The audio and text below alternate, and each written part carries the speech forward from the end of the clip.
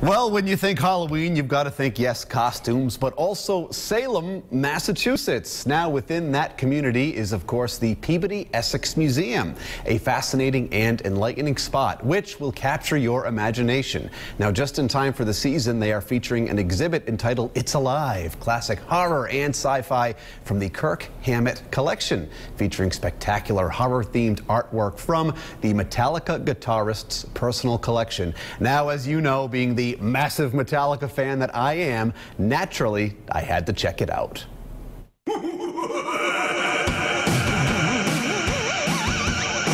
Kirk Hammett is an avid horror memorabilia collector, possessing one of the most impressive collections in the world. It's Alive is an incredible experience. Well, the show is very unconventional, I think it's fair to say, and a surprise to see in a museum. And this museum, and I personally have always been interested in finding the unexpected, something with a surprising emotional impact, and also things you don't really expect to see in a museum. So the horror poster collection fits that model perfectly. Dan and Kirk had similar goals for the show. He spent his life collecting this material. He believes that it's under-recognized as real art, and I happen to agree with him entirely, that all of these artists deserve better recognition, even though we don't have their names. We don't know who they were because they weren't allowed to sign their work, but that just showing their work will be better recognition, and so he was looking for a serious treatment. It allows you to appreciate the genres. I think also the visual impact of some of these things is unexpected because people recognize these. They might have seen these films as a kid, maybe not the posters, but these little vignettes, and then to see that stuff come back, you say, wait a second, I know that. Many of the works have also been inspiration for several of Kirk's own guitars. Dan has some favorite pieces within. The Mummy is spectacular because it is so bold. That free-form sort of expression of lithography, the intense color, is a very expensive poster to produce, I'm sure, very high-quality printing, and just so incredibly engaging. Even if you're not a horror movie fan, this exhibit has something for everyone.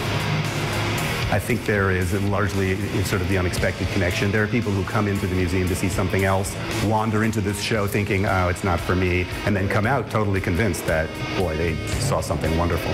Working with a rock icon like Kirk, of one of the biggest bands in the world, Dan wanted to make sure he did a great job. Well, I was very nervous, hoping that he would like it. We had worked together from a distance because he's on tour, but later on he told me he was just as nervous because this was his baby, and he wanted to make sure that the art, was given enough credibility and credence, and so we both breathed a big sigh of relief. I, too, enjoyed exploring the exhibit. I think I would have made a good Frankenstein, although maybe I'm a little too stiff. My life would have been a totally different story if my parents had named me Boris. Boris Kirby, bullfighter.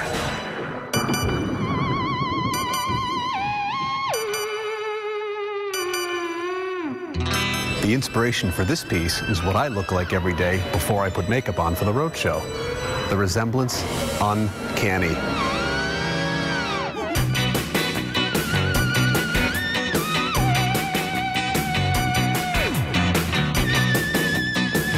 For me, things just got extra scary here at the exhibit. An elementary school field trip just walked in. I gotta get out of here. Now that's really a cool exhibit. And you recognize a lot of those old posters. You know why I recognize it? I used to watch, it was called Creature Double Feature.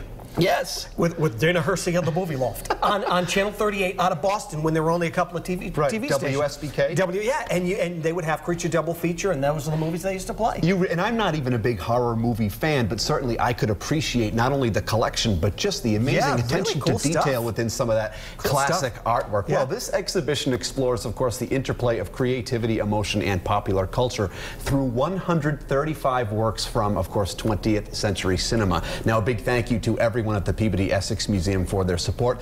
The museum is more than just this exhibit, though. Of course, they have many stunning displays, so you will want to plan your trip there ASAP. But if you would like to check out Kirk's exhibit in person, you have some time. It runs through November 26th.